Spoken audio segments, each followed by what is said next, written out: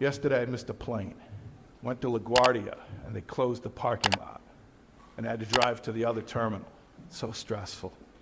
Telling you, I'm stressed out driving even if I'm not trying to catch a flight.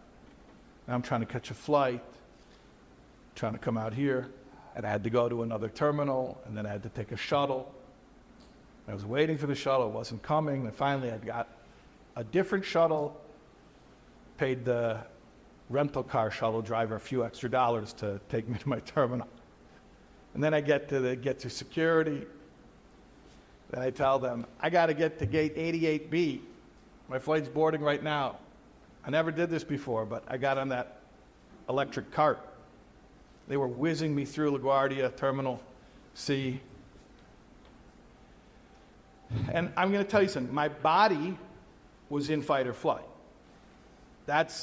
My body is triggered because I'm trying to catch a flight. But I've been doing this long enough that my brain knows that everything is happening right now exactly the way that my loving Creator is causing it to happen right now. It's not just that God created the world and set it in motion like a spinning top, and now it just goes on its own. No, it's that every something is truly a nothing being forced into existence at this moment, and if God weren't putting it here, right here, the way He's putting it here, at this place, right now, it wouldn't even exist.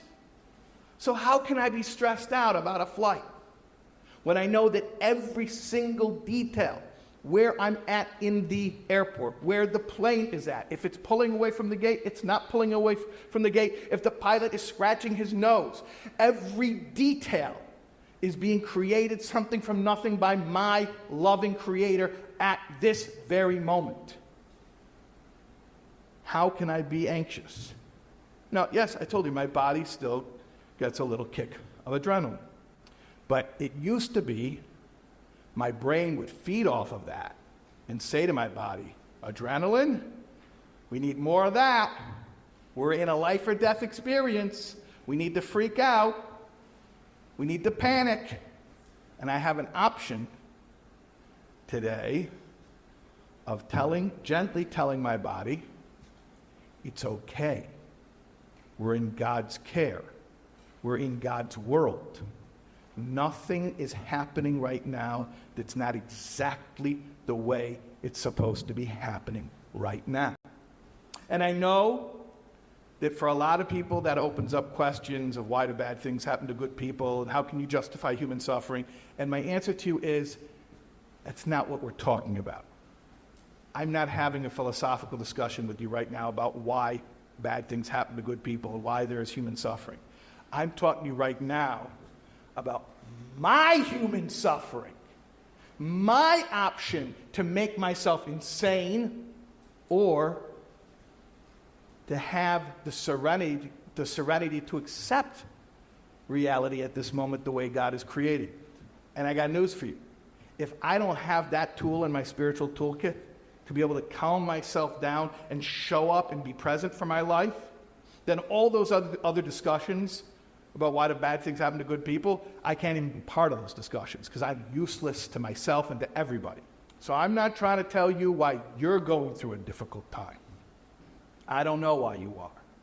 I'm telling you what I have to think about when I'm going through a difficult time. Whether it's being late for a flight, or it's a bill that I can't pay, or it's an interpersonal relationship issue, or just no reason at all, feeling uncomfortable in my own skin. Whatever it is that's stressing me, I look around and I say, this is all God.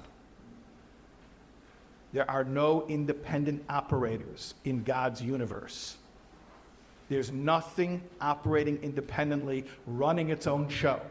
I had to realize not only am I not able to run my own show, but nothing can run its own show.